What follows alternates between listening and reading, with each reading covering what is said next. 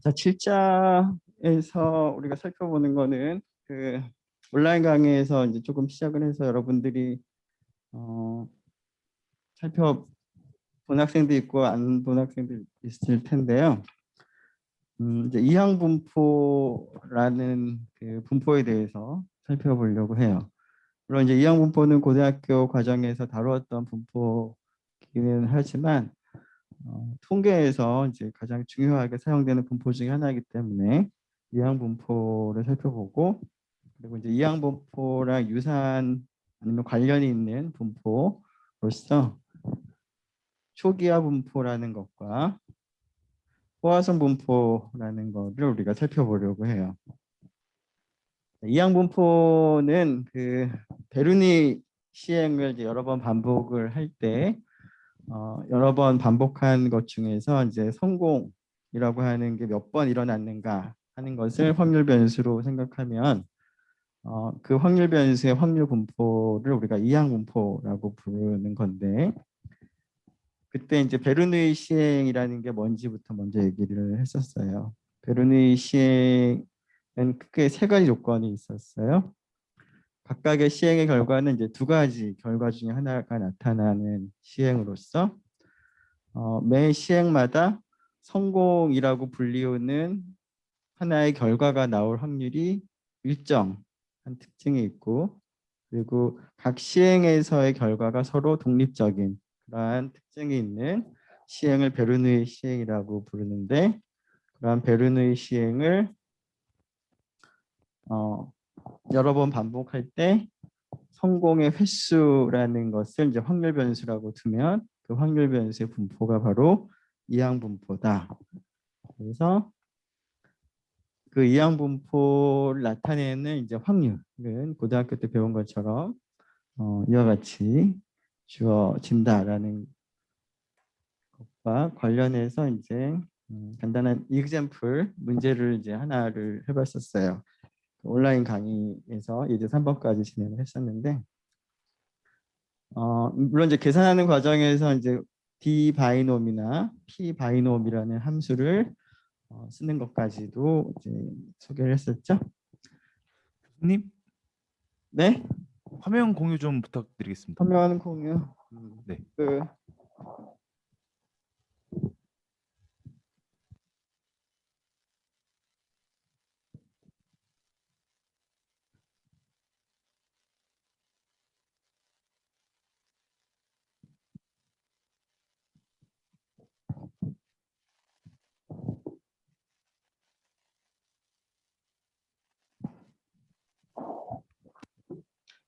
네.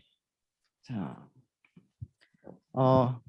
그 다음에 좀 살펴볼 거는 지금 방금 얘기한 이항 분포가 그러면 이제 어떤 모습인지를 조금 더 직관적으로 알 수 있도록 그래프 형태로 비주얼라이즈를 이제 한번 해보려고 해요.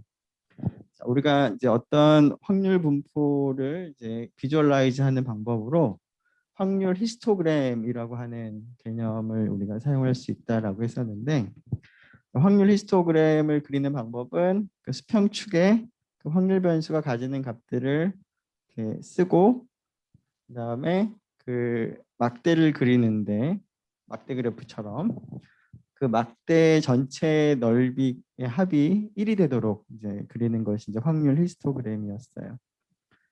자, 지금 여기에는 이제 이항 분포에서 이항 분포를 이제 결정하는 값을 우리가 모수라고 부르는데, 모수는 n하고 p죠. n은 시행 횟수, 전체 몇 번 시행하는가, 그리고 p는 각각의 시행에서 성공이라고 불리우는 범주가 나타날 확률인데, 지금 8번을 시행을 하는데 각각에서 성공이 일어날 가능성은 30%, 0.3 확률로 우리가 8번을 시행을 하면 그 중에서 성공이 한 번도 안 일어날 수도 있고요. 성공이 한 번 일어날 수도 있고 성공이 8번도 일어날 수도 있겠죠. 그래서 수평축에 x라는 확률 변수가 택하는 값이 0부터 8까지니까 0부터 8까지라고 쓰고, 그리고 막대를 그리는데 그 막대 넓이 합이 1이 되도록 할 거니까 여기서는 막대 밑변의 길이를 1로 한 거고요. 그러면 넓이 합을 1로 만들기 위해서는 높이를 확률로 하면 되겠죠. 그래서 높이를 확률로 하고 밑변의 길이를 1로 하는 막대 그래프 형태로 이제 그림을 그리면 되겠어요. 또 다른 형태의 확률 히스토그램을 살펴보면 자, n은 동일하게 8로 하고 그 성공 확률을 0.5로 바꿨어요. 자, 그렇게 되면 오른쪽 그 확률 히스토그램이 지금 만들어지는 것 같고요. 그다음에 또 다른 걸 하나 더 보면 P를 이제 0.9로 바꾸게 되면 이러한 확률 히스토그램이 나타나는데 자, 이런 거 보니까 어떤 것 같아요? 지금 n은 동일한데 P 값이 0.5보다 작은 0.3일 때는 왼쪽으로 치우쳐 있고 0.3이란 얘기는 매 시행마다 성공이 나올 가능성이 반반보다는 적다는 거죠. 그런 경우에는 8번 시행해서 주로 그 X가 나오는, 성공 횟수가 나오는 게 반이 되는 4보다는 적게 나오는 확률이 더 높기 때문에 왼쪽으로 치우쳐 있는 그러한 모습을 갖게 되겠어요. 자, P가 0.5일 때는 정확하게 4를 기준으로 해서 대칭적으로 나타나는 걸 볼 수가 있고 P가 0.9로서 0.5보다 크면 오른쪽으로 치우쳐 있어요. 그러한 이제 특징이 있는 거를 여러분들이 이제 그림을 통해서 볼 수가 있겠어요.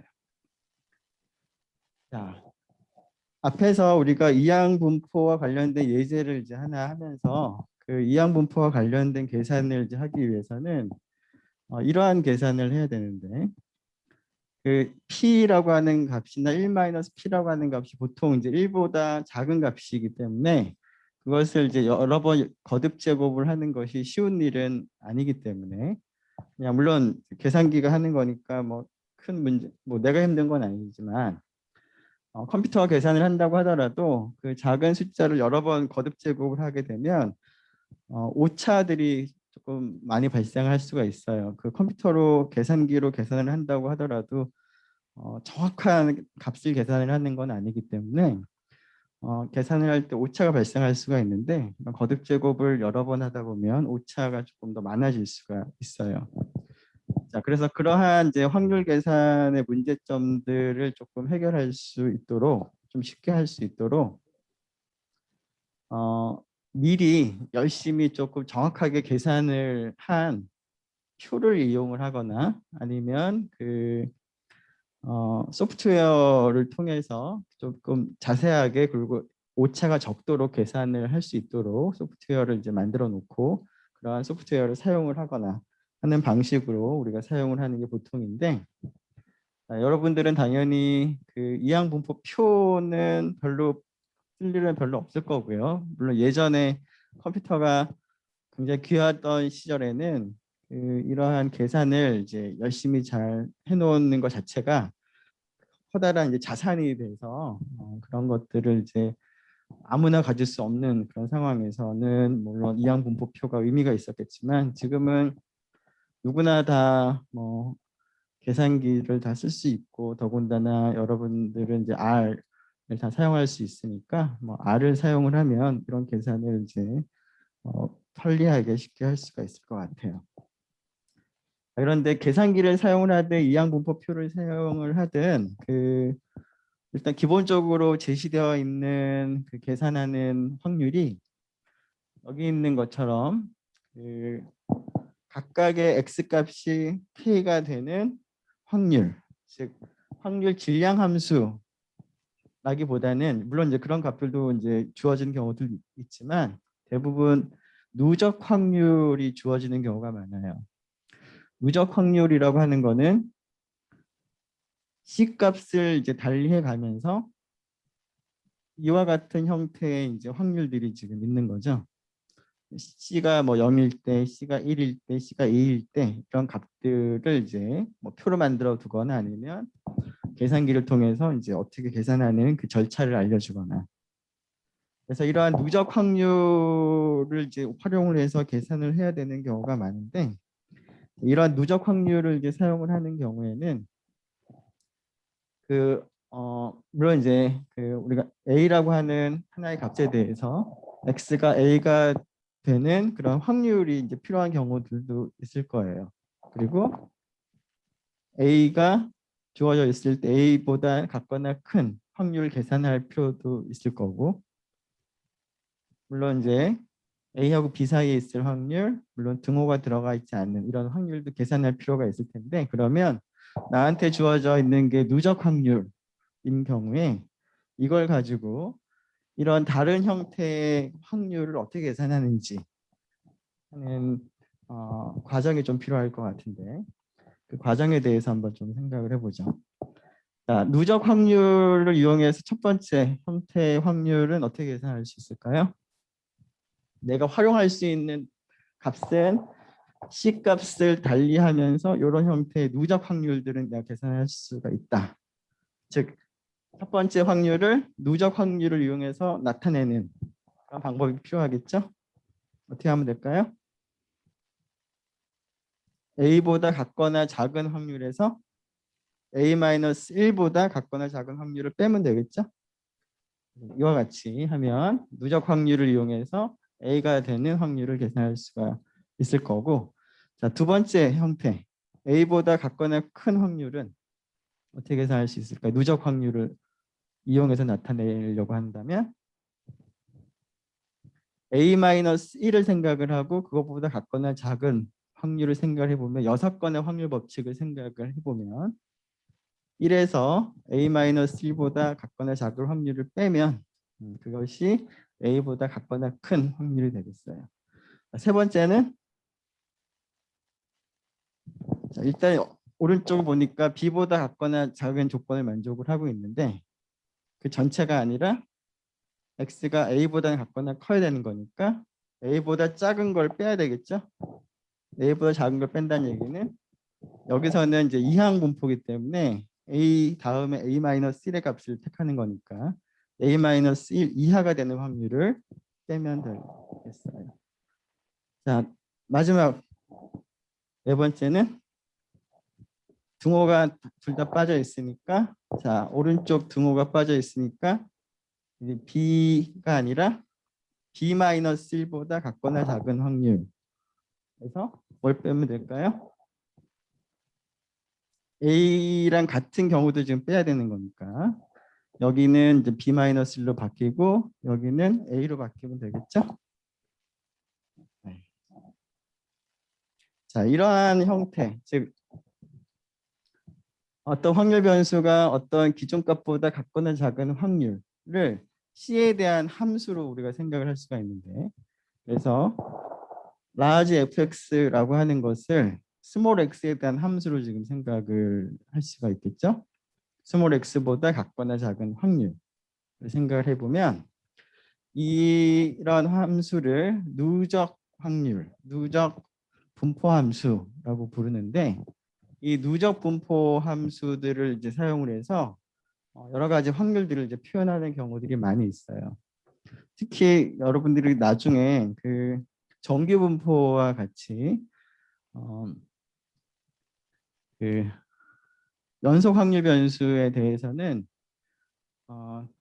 고등학교 때 아마 들어본 이름일 텐데 확률 밀도 함수라는 개념이 있죠.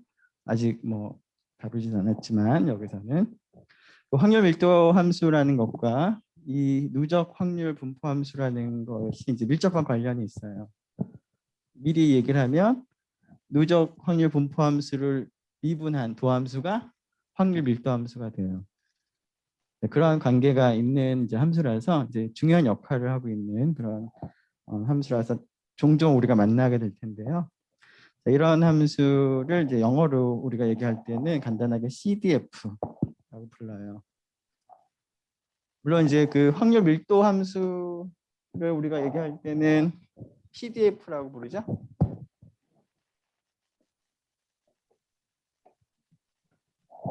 물론 그 최근에 여러분들한테 PDF 그러면은 그 뭐라고 그랬지? 그 아크로벳에서 나온 그 어떤 회사에서 나온 그 어떤 특정한 포맷을 얘기하는 경우가 많은데 그건 아니고 PDF는 뭐의 준말이죠? 확률이니까 probability가 되겠죠? 그다음에 확률 밀도 함수라고 아까 잠깐 얘기했는데 밀도니까 D는 density의 준말 거고 그다음에 함수 그러니까 펑션이겠죠? 그래서 PDF, CDF 의미를 우리가 구분을 하는 게 필요할 것 같아요. 물론 이제 PDF는 아직 등장하지 않았는데 이 강의 내용에서는 우리가 8장에서 아마 PDF에 대해서 얘기를 할 것 같아요. 자, 그러면 이제 계산하는 방법을 활용해서 몇 가지 계산을 좀 더 해보도록 하죠. 자, 어떤 병을 이제 새로운 치료 방법으로 치료가 될 확률이 50%라고 할 때 이 치료 방법을 15명의 환자에게 적용을 했을 때 15명 중에서 6명 이하가 치유가 되는 확률, 그다음에 6명 이상 10명 이하가 치유되는 확률, 12명 이상이 치유되는 확률을 한번 계산해 보고 싶어요. 자, 그러면 이런 문제를 이제 계산을 하기 위해서 확률 변수를 도입을 하는 게 좋을 것 같은데 15명의 환자 중에서 이 치료 방법을 적용했을 때 치유가 되는 환자의 수를 X라고 두면 X가 이제 하나의 확률 변수가 되겠죠. 근데 지금 여기서 15명을 이제 적용을 할 때 우리가 이제 관심 있는 결과는 치유가 되느냐 안 되느냐 두 가지 중에 하나죠. 그리고 매 환자마다 각각의 환자마다 치유가 될 확률이 지금 50%로 일정하다라고 주어져 있고요. 그리고 첫 번째 환자가 치유가 되느냐 안 되느냐랑 두 번째 환자가 치유가 되느냐 안 되느냐는 독립으로 우리가 볼 수 있기 때문에 베르누이 시행을 15번 한 거로 볼 수가 있겠어요. 따라서 X라는 확률 변수의 분포가 N이 15이고 P가 0.5가 되는 이항 분포를 따르겠어요. 자, 이항 분포를 따를 때 자, 첫 번째 문제는 X가 6보다 같거나 작은 확률인데요. 자, 그 값은 기본적으로 앞에서 얘기한 것처럼 누적 확률을 사용해서 우리가 계산을 할 텐데 누적 확률을 R을 사용을 해서 계산할 때 쓰는 함수가 온라인 강의 시간에 얘기를 할 때 P by norm이라는 함수를 쓰면 된다고 했었어요. 이 값을 계산할 때 여기다가 처음에 C 값을 넣는 거죠. 그 다음에 두 번째 값은 이 베르누이 시행의 총 시행 횟수. 여기서는 15가 되겠죠. 그 다음 세 번째 값은 매 시행마다 성공 확률. 여기서 0.5. 그래서 첫 번째 문제는 그냥 C가 6일 때니까 여기다 6을 집어넣으면 나오는 거예요. 자, 지금 여러분들 컴퓨터가 다 켜져 있는 것 같으니까 한번 RStudi오를 열어서 타이핑을 한번 해보고 숫자가 동일하게 나오는지 한번 확인해 봅시다. 앞에 칠판에 적은 거를 보는 거랑 이렇게 직접 타이핑하는 거랑은 좀 다르죠? 그러니까 한번 타이핑 한번 해보세요.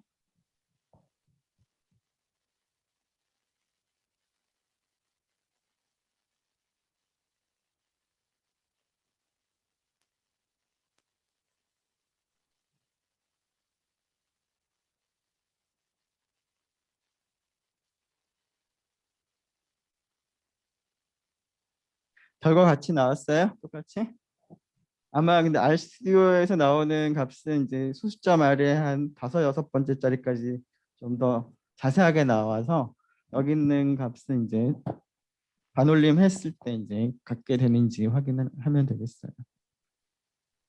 자, 그러면 같은 방식으로 두 번째 문제를 생각을 해볼 수가 있는데 앞에서 우리가 확인한 것처럼 어떤 두 값 사이에 있을 확률을 누적 확률을 이제 이용을 하는 경우에 지금 이 경우는 10 이하가 될 확률에서 5 이하가 될 확률을 빼면 되는데, 자, 각각을 p 바이놈을 써서 한번 0.790이 나오는지 또 한번 확인해 보세요.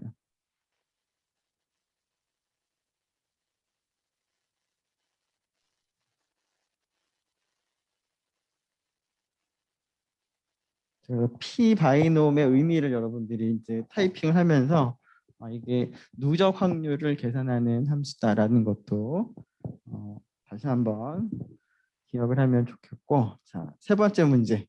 12명 이상은 이제 6건을 생각을 해서 전체 1에서 11명 이하가 치유될 확률을 빼면 되는 거니까 11명 이하가 될 확률을 한번 계산을 하고 빼서 여기 있는 0.018이 나오는지.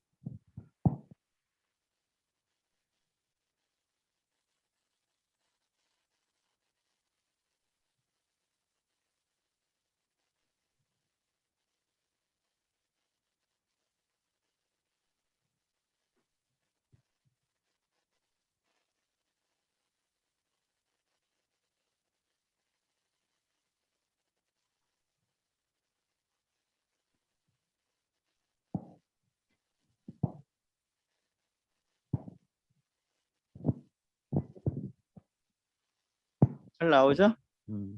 자, 확인 다들 비슷하게 했을 거고요. 여기에 코드도 있으니까 그 혹시 답이 다르게 나오는 학생들은 여기 있는 코드 비교 한번 해보면 좋을 것 같고요. 자, 이번에는 그 이항 분포라는 확률 분포의 그 기대값, 평균 그리고 표준 편차를 한번 계산을 한번 해보도록 하죠. 자, 여러분들 이미 고등학교 때 배웠죠?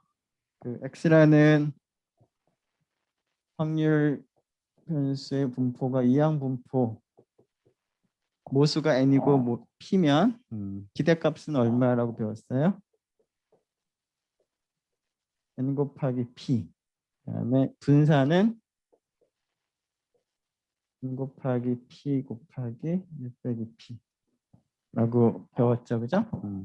자, 그 계산을 한번 해보려고 해요. 고등학교 때는 뭐 계산은 우리가 하기가 좀 힘들어서 그냥 이거다라고 하고서는 이제 여러 가지 문제를 풀어봤었을 텐데, 자, 왜 이렇게 나오는지 한번 봅시다. 자, 다음과 같은 확률 변수를 도입을 하도록 할게요. 자, 확률 변수는 B1, B2, Bn. n개의 확률 변수를 내가 도입을 할 거예요.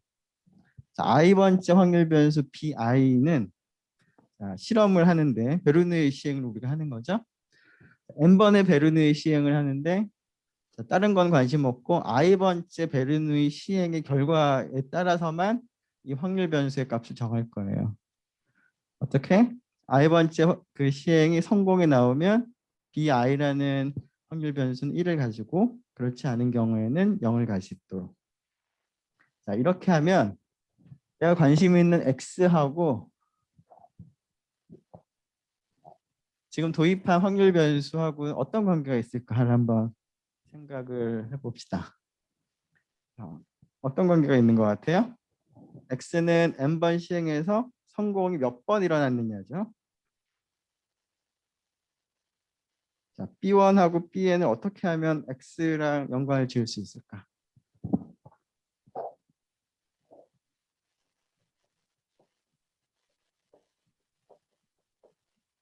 자, b1부터 bn을 다 더한 확률 변수를 한번 생각해 볼까요? 자, 이거의 의미가 어떨까요?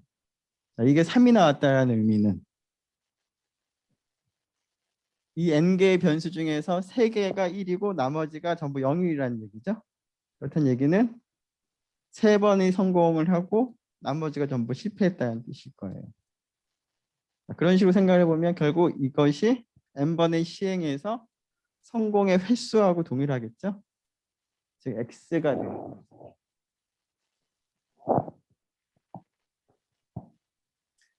자, 그런데 우리가 궁금한 게 x의 기대값이에요. 기대값의 성질을 생각을 해보면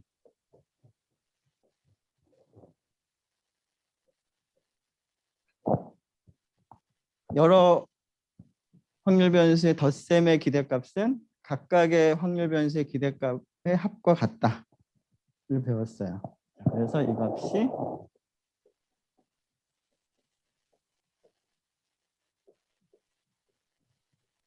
이렇게 이제 계산이 할 수가 있는데, 자 그러면 각각의 bi라고 하는 확률 변수의 기대값만 여러분들이 계산할 수 있으면 될 것 같으니까 bi의 확률 분포가 여러분들이 고민을 하면 되겠죠.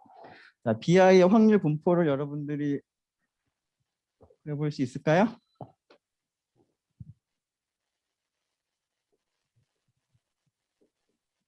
자, 확률 분포라고 하는 것은 확률 변수가 택하는 값이 어떠한 값인가를 나열하고 여기서는 0, 1을 갖는 거죠. 그리고 그 값을 가질 확률을 우리가 기록을 하면 되겠어요. 자, 0이 될 가능성 얼마예요? i번째 시행에서 실패가 되는 거죠. 그게 1-p죠. 우리가 지금 하는 거는 각각의 시행에서 성공이 일어날 확률이 p가 되는 베르누이 시행을 지금 하는 경우를 생각을 하고 있으니까 1이 될 확률은 p가 될 거고요. 자, 그런데 이러한 분포가 어때요? B1의 분포나 B2의 분포나 확률 변수의 의미가 조금 다르긴 하지만 분포는 다 동일하죠. 즉 평균이든 분산이든 B1이나 B2나 BN이나 다 동일할 거예요. 자, 기대값부터 먼저 생각을 해보면 얼마가 나올까요? 0 곱하기 1-p 더하기 1 곱하기 p죠. p가 되는 거죠.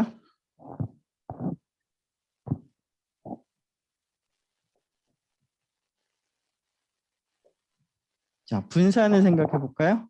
자, 분산은 이 식을 생각을 해봅시다.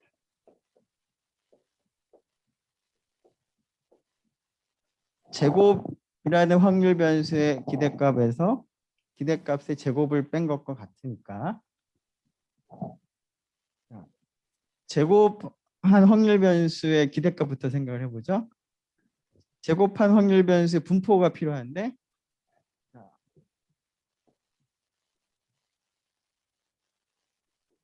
제곱을 하게 되면 분포가 어떻게 될까요?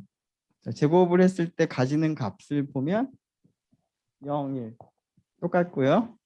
확률도 당연히 똑같죠. 그러니까 제곱의 기대값이나 원래 기대값이나 분포가 동일하기 때문에 같을 수밖에 없어요. 그리고 여기는 조금 전에 구한 것처럼 p의 제곱이니까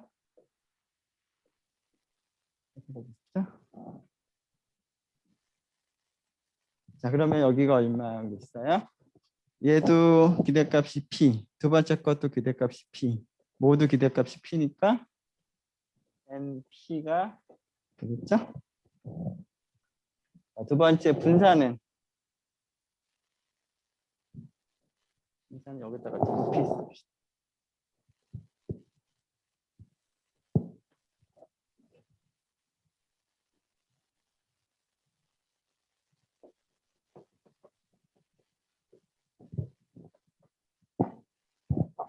자, 기대값과는 다르게 분산의 경우에는 일반적으로 두 개를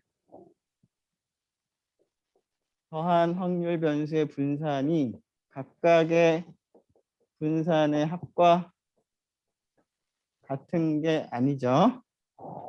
일반적으로 동일하진 않아요. 동일하게 하려면 여기에 뭐가 필요하죠? 더한 거의 분산은 각각의 분산의 합에다가 2배의 코베리언스가 필요하다라는 얘기를 했었죠. 6장에서. 네, 6장은 시험 범위라는 걸 강조하면 갑자기 이렇게 정신이 들죠. 별로 뭐 좋은 건지 모르겠지만. 자, 그런데 코베리언스가 0이 되는 경우들이 있죠. 언제 그렇죠? x와 y가 서로 독립일 때는 코베리언스가 0이 돼요. 그래서 그런 경우에는 같아져요. 즉 독립일 때는 각각의 분산의 합과 같은데 지금 여기 있는 B1부터 Bn들이 어떤가요?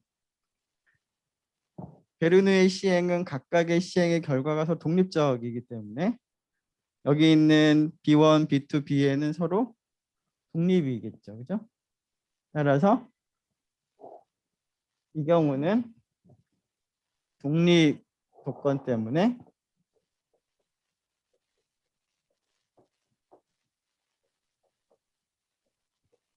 각각의 베리언스의 합과 동일해요.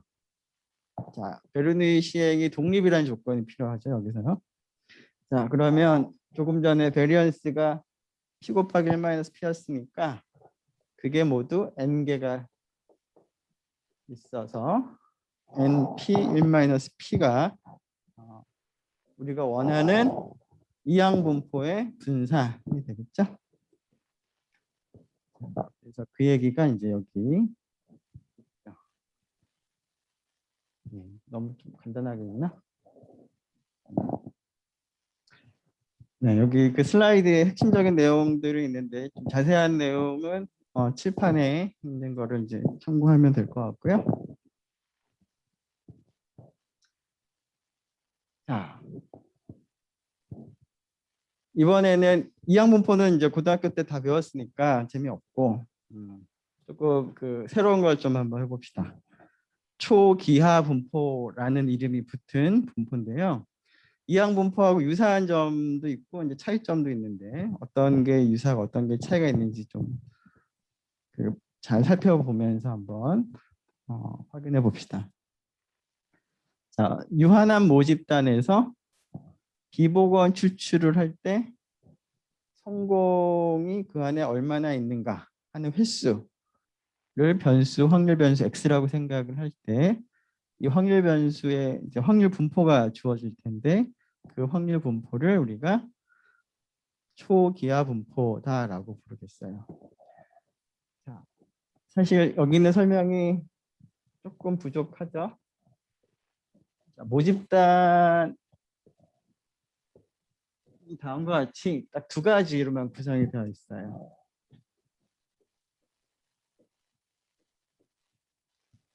자, 모집단에 있는 그 각각의 이제 값들은 두 가지 중에 하나예요. 하나는 성공, 하나는 실패예요.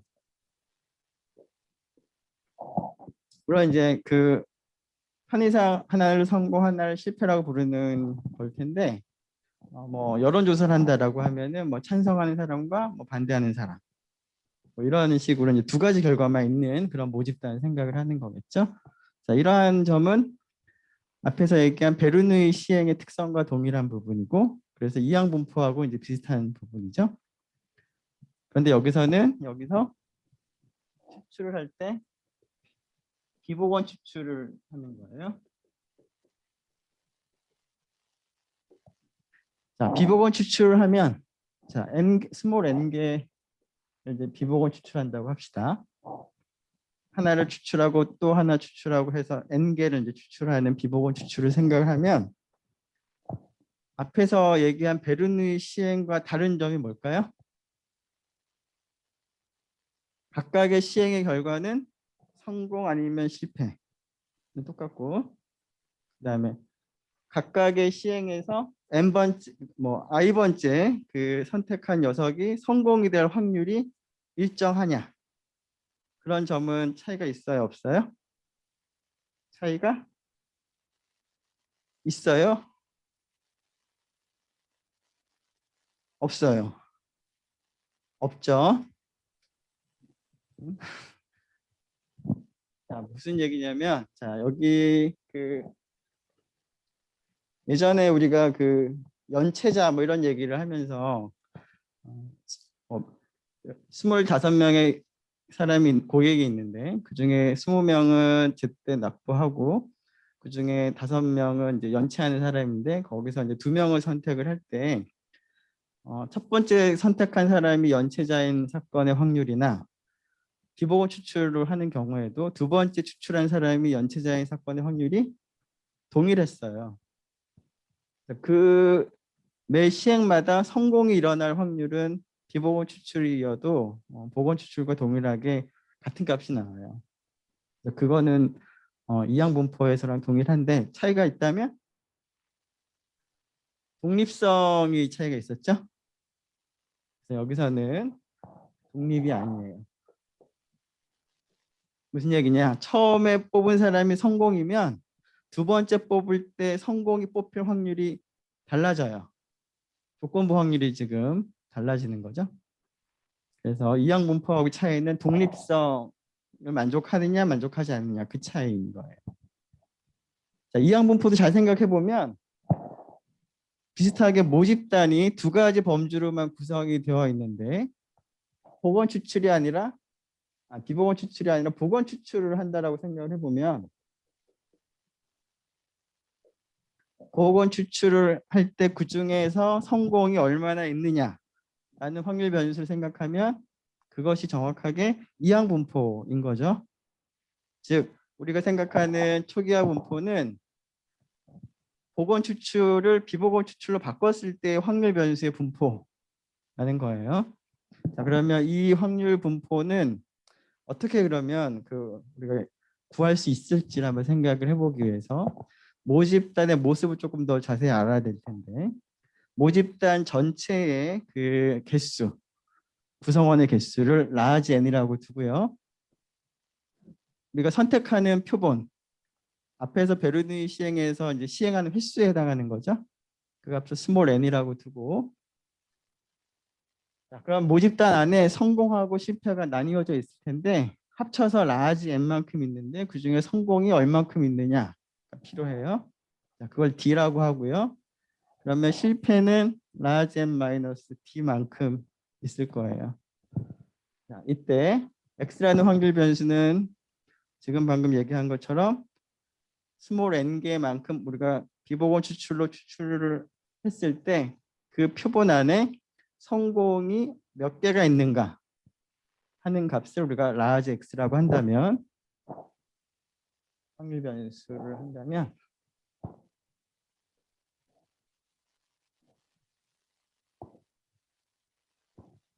자, large x가 될 수 있는 값은 스몰 n개 중에서 성공이 하나도 없을 수도 있고요. 성공이 하나 있을 수도 있고 최대로 스몰 n개가 다 성공일 수도 있겠죠. 그래서 0부터 n까지의 값을 하나씩 가질 거고 어떤 특정한 값을 생각을 해서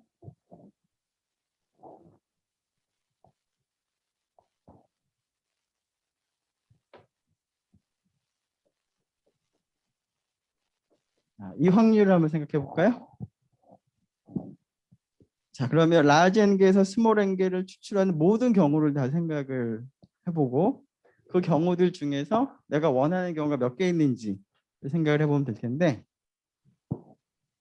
지금 비보건 추출이니까 순서를 이제 고려할 필요 없고 즉 라지 n개에서 스몰 n개를 선택하는 조합의 경우가 전체 경우가 될 거예요. 그런데 우리가 고등학교 때는 이런 기호를 썼지만 같은 의미인데 조금 다른 기호를 쓰기도 하죠.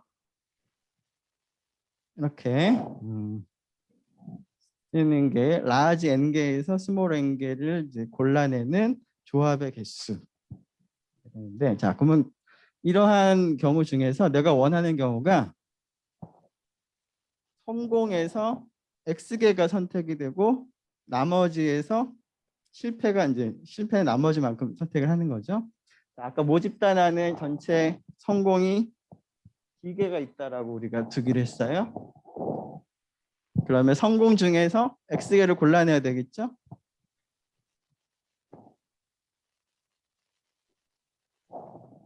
그리고 나머지가 실패인데 실패에서는 그만큼 골라내면 되겠죠.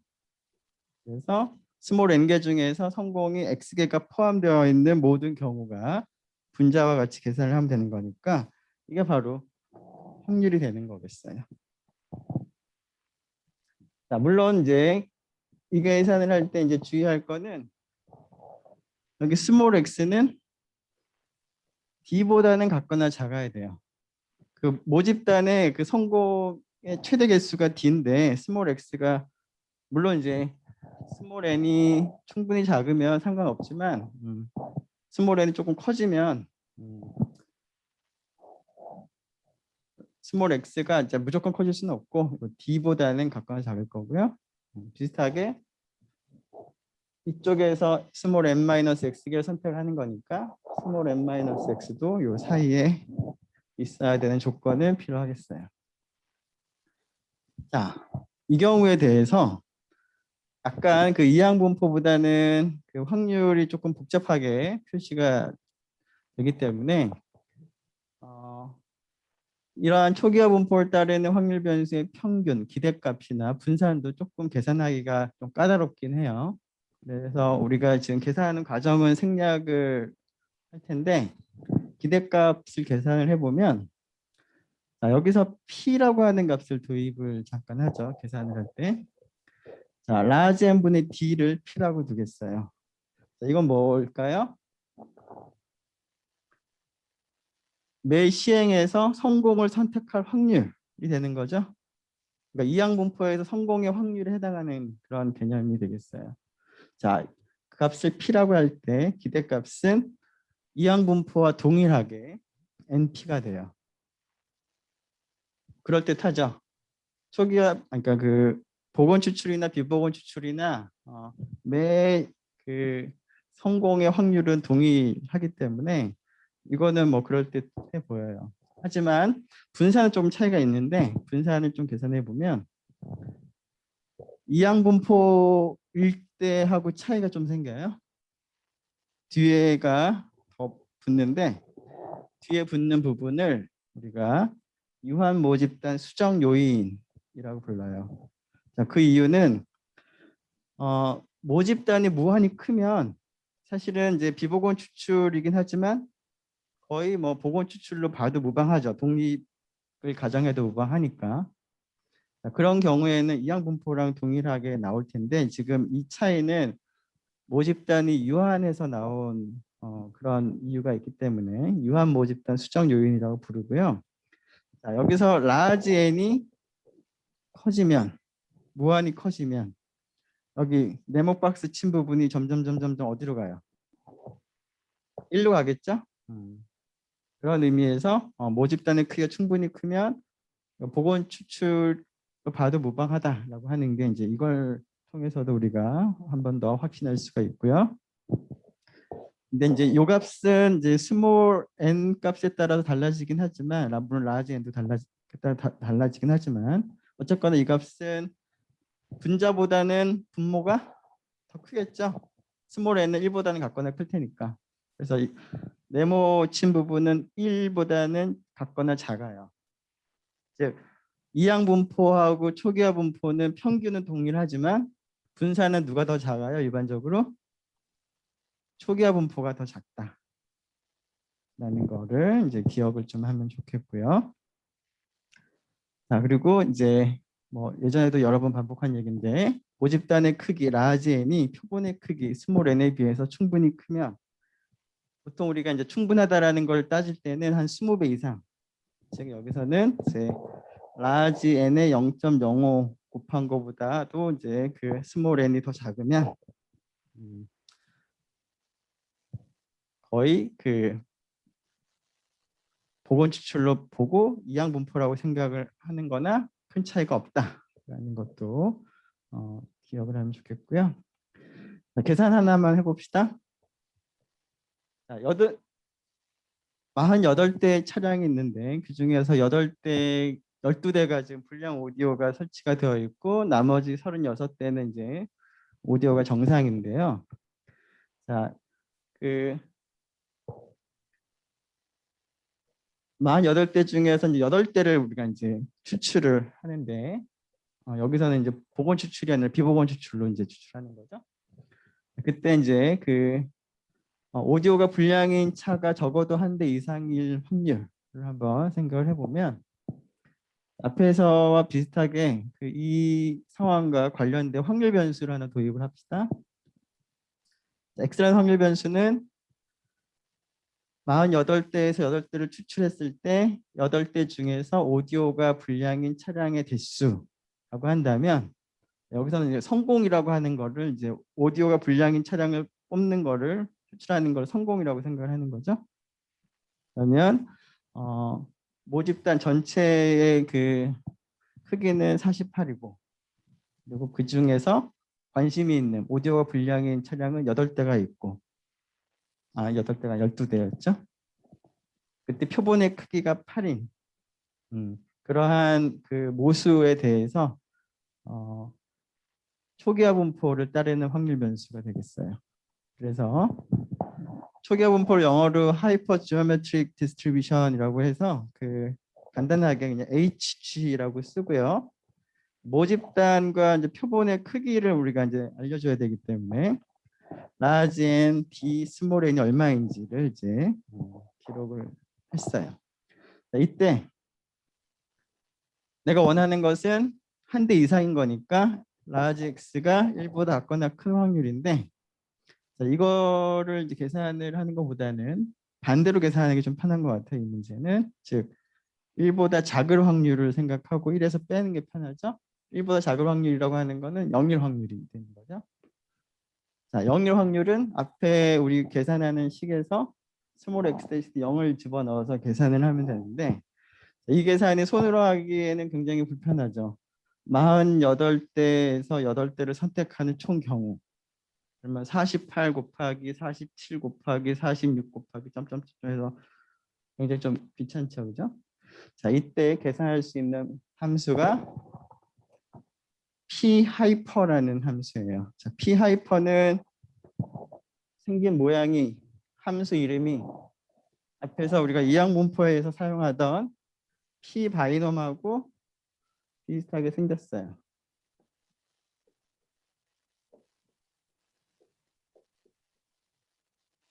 똑같이 p예요. 자, p로 시작하는 거는 전부 다 누적 확률을 계산하는 함수예요. 자, 바이놈은 이항 분포고요. 그다음에 하이퍼는 초기화 분포, 하이퍼 지오메트릭 디스트리뷰션의 이제 확률을 계산하는 건데 자, 여기에 이제 넣어주는 게 자, p 바이놈에 처음에 넣어주는 게 성공의 횟수였죠. 그런 거랑 비슷하게 p 하이퍼에서도 성공의 횟수를 먼저 넣어줘요. 지금은 0일 때의 이제 그 확률은 0 이하의 확률이라는 사실 같으니까 자, 이 누적 확률을 이제 계산을 하려고 한다면 0을 처음에 여기다 집어 넣는 거고요. 그 다음에 이제 넣어주는 게 모집단의 이제 그 상황을 갖다가 이제 알려줘야 되겠죠. 전체가 몇 개고 그 중에서 성공이 몇 개 있는지. 여기서는 그런데 성공의 개수하고 실패의 개수를 따로따로 알려주면 돼요. 48을 알려주는 게 아니라 성공 몇 개, 실패 몇 개. 그리고 내가 표본의 크기 몇 개를 선택하는지를 맨 마지막에. 이렇게 하면 확률이 나오는데 1에서 이 값을 빼면 지금 여기 있는 것처럼 0.9198이 나오는데 자, 이 값이 나오는지 확인을 하고 끝내도록 합시다.